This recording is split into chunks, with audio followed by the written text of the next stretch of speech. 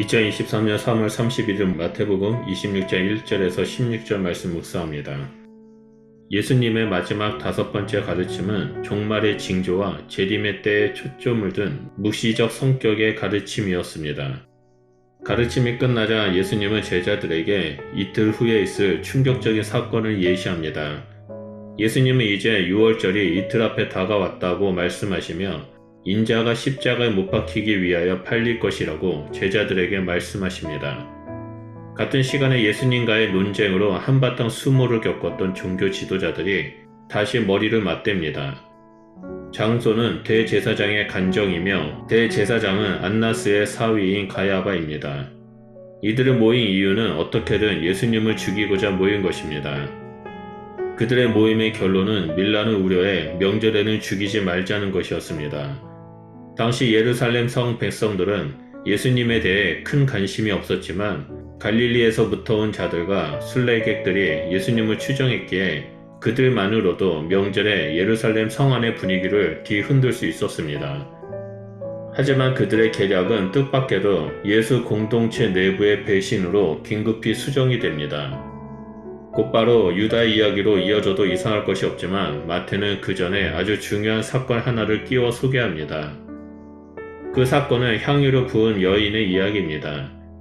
이 사건은 예루살렘 가까이에 있는 동네인 베다니 시몬의 집에서 벌어집니다. 한 여인이 향유 한 옥합을 예수님의 머리에 부은 것입니다. 예수님과 제자들이 시몬 집에 초청을 받아 식사하고 있었습니다. 당시에 남녀 간의 공간 구별이 엄격했는데 남자들만 식사하는 자리에 여인이 들어온다는 것은 문화적으로 전통적으로 용납되지 못하는 행위였습니다. 무엇보다도 이 여인이 매우 귀중한 향유 옥합을 가져와 예수님의 머리에 부은 행위는 더욱 큰 충격으로 주었습니다. 보다 못한 제자들이 분노하였고 무슨 의도로 그 귀한 향유를 허비하느냐고 꾸짖습니다. 제자들의 눈에는 여인의 행동을 낭비와 허비로 보았던 것입니다. 그래서 제자들은 그 정도 가치라면 가난한 자들을 충분히 도울 수 있을 것이라고 책망합니다. 하지만 예수님은 제자들에게 여인을 추궁해 괴롭히지 말라고 말씀하십니다. 지금 그녀는 무척 가치 있고 유익한 일을 하고 있다고 가르쳐 줍니다. 예수님은 그가 내게 좋은 일을 하였다라고 말씀하십니다. 그렇다면 내게 좋은 일이 무엇일까요? 이에 대한 설명이 곧바로 이어집니다. 그녀가 향유를 부은 것은 예수님의 장례를 위한 것이었습니다. 그렇다면 그녀는 어떻게 예수님의 임박한 죽음을 알았을까가 궁금합니다. 더욱이 장례를 위한 일이라 함은 일반적으로 죽은 시신에 향유를 바르는 행위인데 지금 그녀는 살아있는 예수님께 장례를 위해 향유를 붓고 있습니다. 본 사건 바로 앞에 2절을 보면 예수님은 자신이 이틀 후에 십자가에 못 박히기 위해 넘겨질 것이라고 말씀하셨습니다. 제자들이 그 사실을 진심으로 이해하고 믿었다면 그들은 지금 어떤 식으로든 예수님의 죽음을 준비해야 했습니다. 하지만 그들은 스승이신 예수님이 언제까지나 자신들과 함께 있을 것이라 생각할 뿐 예수님의 말에 전혀 공감하지 못했습니다. 하지만 한 여인만은 그 현실을 공감하고 이해했으며 믿었습니다. 그래서 마지막으로 예수님에게 좋은 그 일은 자신의 전부와도 같은 향유를 그 몸에 부어 그의 죽음을 준비했습니다. 예수님의 머리로부터 흘러내려온 몸을 적시는 이 향유의 냄새는 지금부터 죽음을 맞는 그 순간까지 사라지지 않았을 것입니다. 폭력과 죽음의 냄새가 진동하는 그 자리에 아름다운 헌신의 향이 흘러가게 된 것입니다. 종교 지도자들의 흉계와 유다의 배신 사이에 한 여인의 헌신이 꽃으로 피어난 것입니다. 이들 모두 예수님의 죽음을 준비한 것입니다. 하지만 종교 지도자들과 유다가 죽음을 준비하는 것과 이 여인이 죽음을 준비하는 것의 의미는 천지차이입니다. 예수님은 제자들에게 이 큰 의미를 꼭 잊지 말라고 당부합니다. 온 천하에 복음이 전파되는 어디서든지 이 여인이 행한 좋은 일을 꼭 말하고 기억하라라고 명령하십니다. 그리고 이어서 유다의 배신 이야기가 나옵니다. 그때 예수님을 죽일 계획에 순조롭지 못했던 종교 지도자들에게 예수님의 제자인 유다가 찾아온 것입니다. 그는 스승 예수님을 넘겨주고 그에게 상응하는 대가를 달라고 제안합니다. 15절에 유다는 내가 예수를 너희에게 넘겨주리니 라고 말합니다. 사복음서를 종합해서 보면 유다가 배신한 원인을 추궁할 수 있습니다. 유다가 기대한 나라와 예수님이 이루고자 하는 천국 간의 가치 충돌이 발생했습니다. 예수님을 통해 민족의 해방과 독립을 꿈꿨던 유다 입장에서는 예수님이 자신을 배신한 것입니다. 유다는 무너져버린 독립의 꿈과 좌절, 배신감을 안고 대적자들의 심장부로 자진해서 들어갑니다.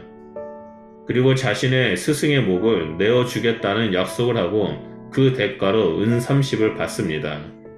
이후 자신의 무리로 돌아간 유다는 예수님을 넘겨줄 기회를 노립니다. 오늘 묵상 말씀에서 여인의 헌신과 유다의 배신이 서로 첨예한 대조를 이룹니다. 여인과 유다의 행위는 예수 그리스도의 말씀을 온전히 듣고 이해하고 공감했는지에 대해서 갈립니다. 여인은 예수님께서 십자가에 못 박히신 것을 위하여 팔리라 라는 말씀을 듣고 이해하고 공감하고 믿었습니다. 예수님의 마음을 조금이나마 알게 된 이 여인은 자신의 모든 것을 예수님께 드리고 헌신한 반면 유다는 지난 3년간 동안 예수님을 따르며 들었던 수많은 말씀과 가르침을 자신의 생각과 탐욕으로 해석하고 판단했습니다. 그 결과 예수님의 말씀을 온전히 이해하지 못했고 예수님의 마음을 알지 못했습니다. 그래서 그는 일말의 망설임 없이 예수님을 배반하고 팔았습니다.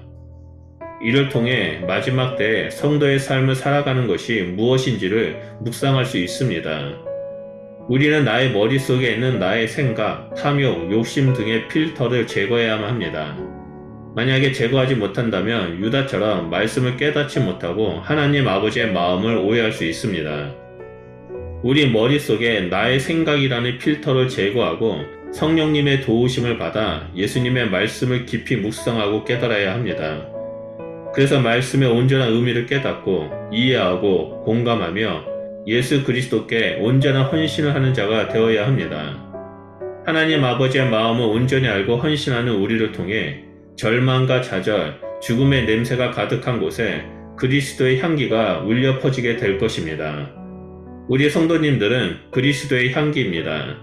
그러므로 오늘 하루도 그리스도의 향기를 흘러내보내기 위해 말씀을 온전히 깨닫고 행하고 살아가는 귀한 주의 제자가 되시기를 축원드립니다. 기도하겠습니다. 하나님, 오늘 본문 말씀을 묵상할 때 우리의 생각으로 우리의 관점으로 하나님의 말씀을 판단하는 것이 얼마나 위험한지를 보게 해주셔서 감사드립니다. 성령 하나님, 우리 가운데 충만하게 임하여 주시고 성령의 빛으로 말씀을 조명하여 주사 하나님께서 말씀해 주시는 그 의미를 깨닫고 이 땅에서 순종하며 믿음 가운데 걸어가는 주의 백성이 될 수 있도록 역사하여 주시옵소서. 그래서 우리가 한 여인처럼 하나님 말씀을 깨닫고 하나님의 마음을 알고 하나님 마음에 공감하며 순종하며 이 땅에서 선을 이루는 예수 그리스도의 향기가 되도록 함께하여 주시옵소서. 우리가 이 땅에서 온전히 말씀대로 살아가겠습니다. 우리를 통해서 일하여 주시옵소서. 감사드리며 예수 그리스도 이름으로 기도드립니다. 아멘.